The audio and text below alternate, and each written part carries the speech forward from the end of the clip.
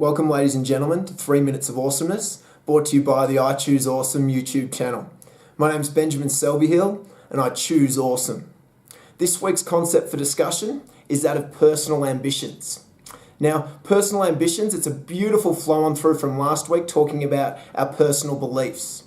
The very moment that we're able to set strong personal ambitions that correlate with our personal values is the very moment we've got access to an unlimited resource of motivational fuel.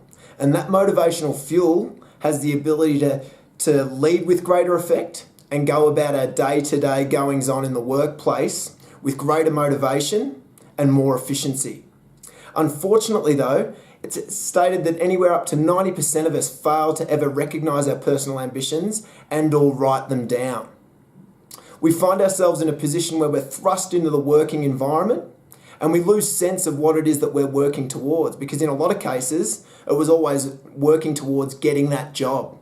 But then when we're in the job, we lose that sense of personal identity and personal goals.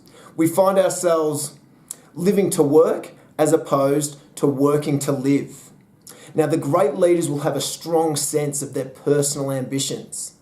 You can see the people in your workplace that do have that great sense because they've got a spring in their step, they've got an energy, and they've got motivation for their work because they're working for something that's beyond the confines of the working environment.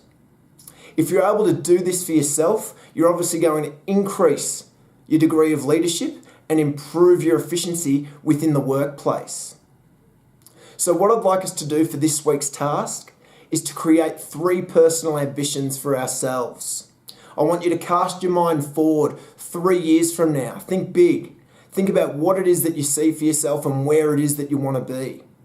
Then work backwards to create 2 little stepping stones in the years in between.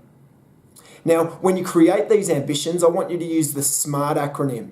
That means make them specific, make them measurable, make them accountable. So have someone that you share your ambitions with and use them to hold you accountable. Make them realistic, which is open for interpretation, depending on what it is you want to achieve and who you are. And then give it a time period as well. So that reinforces that measurability. So for instance, one of my personal ambitions for next year is by July 25th, 2016, I will have at least 2 extremely successful businesses that allow me to travel. And they tick each one of those boxes in that SMART acronym. If you struggle grasping the SMART acronym, go onto our webpage, check out our blogs, and we've got one blog dedicated to SMART ambitions and how to set them effectively. With that being said, ladies and gentlemen, I'll leave you to do your work for this week. Choose awesomeness in all that you do for the week to come, and subscribe to our I Choose Awesome YouTube channel if you haven't already.